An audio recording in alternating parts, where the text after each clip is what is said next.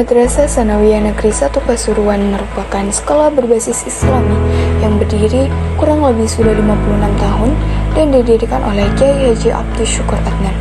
Sekolah ini terletak di Jalan Badar nomor 1 Kalirejo, Kecamatan Bangil, Pasuruan, Jawa Timur.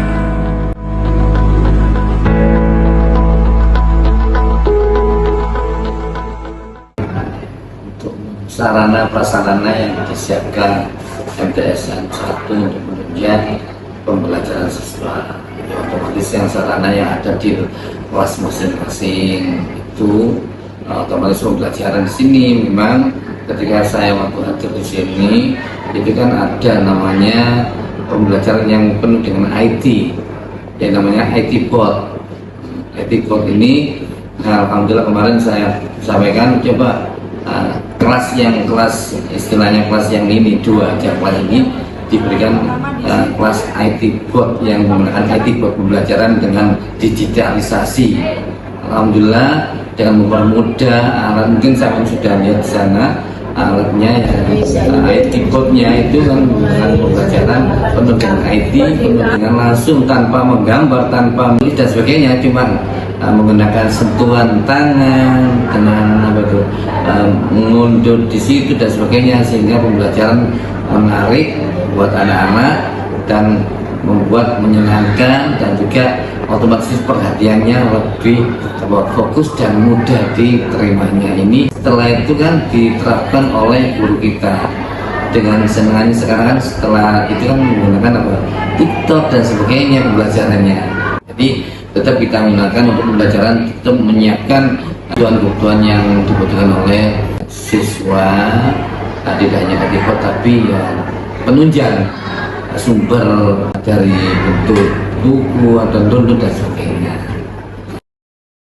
Visi misi MTS 1 Pasuruan adalah terwujudnya siswa yang berahlak karimah, berprestasi, disiplin dan berbudaya lingkungan. Terkait misinya, yang pertama menyelenggarakan pendidikan berciri khas madrasah dengan berahlak karimah. Yang kedua, mewujudkan siswa berprestasi dengan proses belajar mengajar yang efektif, efisien dan menyenangkan. Yang ketiga, menumbuhkan sikap disiplin dan bertanggung jawab. Dan yang keempat adalah menciptakan suasana agama harmonis dan berbudaya lingkungan. Di program kami di kesuaan itu ada yang namanya koordinator pengembangan diri bidang keagamaan, yang itu nanti akan dilaksanakan setiap hari Jumat. Setiap hari Jumat itu nanti macam-macam. Jadi ada Jumat pertama mungkin ada pembacaan tahlil, kemudian ada istighosah, ada Asmaul Husna, begitu. Ada juga nanti di Jumat Berkah itu ada yang namanya Jumat Sehat. Jadi di program itu ada madrasah sehat. Salah satunya kita masukkan programnya di hari Jumat itu, begitu.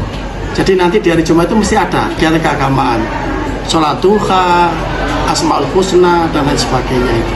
Ada beberapa, kalau kemarin kita memang banyak, kemudian di tahun ini kita merampingkan karena kami berorientasi pada perlombaan dan kejuaraan. Maka salah satunya ada MTQ, futsal, ada sepak bola, voli, drum band dan lain sebagainya. Ini kami berorientasi dari semua ekstra itu, kami orientasinya kepada kejuaraan. Jadi bibit-bibit yang nanti akan muncul dari ekstra itu, yang kelak ketika ada perlombaan kita ikutkan di perlombaan itu melalui salah satunya adalah ekstrakurikuler. Saya kira demikian.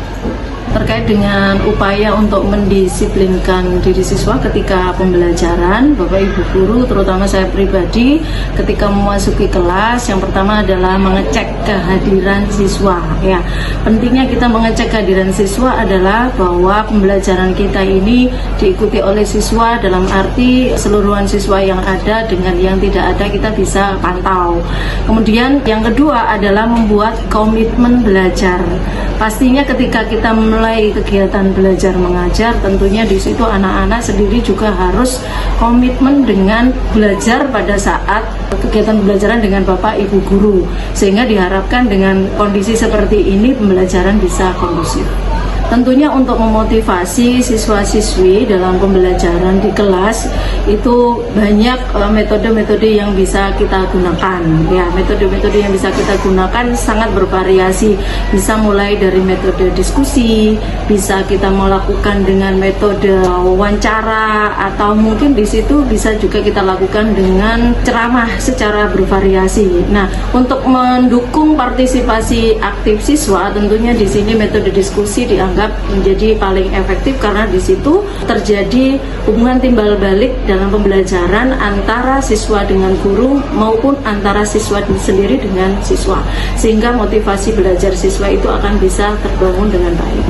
Terkait dengan siswa yang memiliki kebutuhan khusus, di sini bisa saya artikan kebutuhan khusus itu bisa yang positif, artinya kebutuhan khusus bagi siswa yang belajarnya cepat. Nah, kemudian ada juga siswa yang belajarnya mungkin lebih lambat dibandingkan dengan siswa-siswa yang lain. Untuk mereka yang mungkin memiliki kecepatan belajar yang di atas standar atau rata-rata dari yang lain, maka kita berikan pengayaan di sana. Tetapi untuk teman-temannya yang lain yang barangkali mungkin perlu ada pendampingan khusus, maka di sini guru punya waktu yang lebih atau punya peranan yang lebih dalam memberikan pendampingan, dalam memberikan bimbingan, dalam memberikan pengarahan, sehingga apa yang kemudian menjadi target dari kurikulum sesuai dengan kompetensi dasar yang diinginkan itu bisa tercapai. Untuk menilai kemajuan belajar siswa itu kita bisa melihat dari kegiatan harian, dalam kegiatan keseharian dan harian, baik itu dari penilaian segi kognitif, kemudian segi psikomotorik, kemudian yang ketiga adalah dari sisi sikap. Nah, tiga hal ini patut kemudian kita sandingkan ketika kita memberikan penilaian kepada siswa. Nah, kemajuan-kemajuan belajar itu akan bisa terlihat manakala mereka berada pada tahapan setingkat lebih tinggi dari kemampuan yang sebelumnya. Nah, jadi kemampuan yang diharapkan ini nanti akan bisa dicapai ketika mereka mampu memenuhi dari target atau kriteria ketuntasan minimal yang sudah ditetapkan oleh sekolah atau madrasah.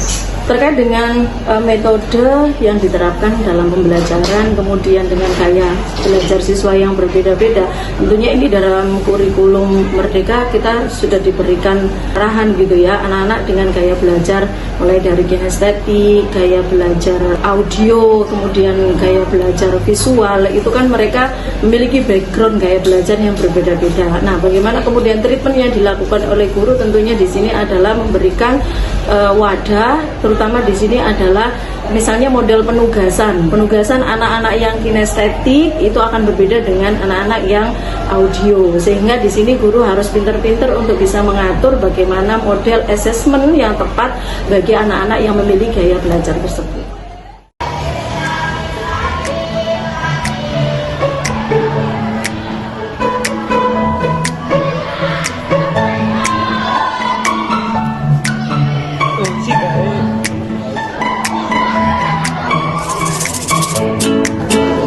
Kan gak ada are-are.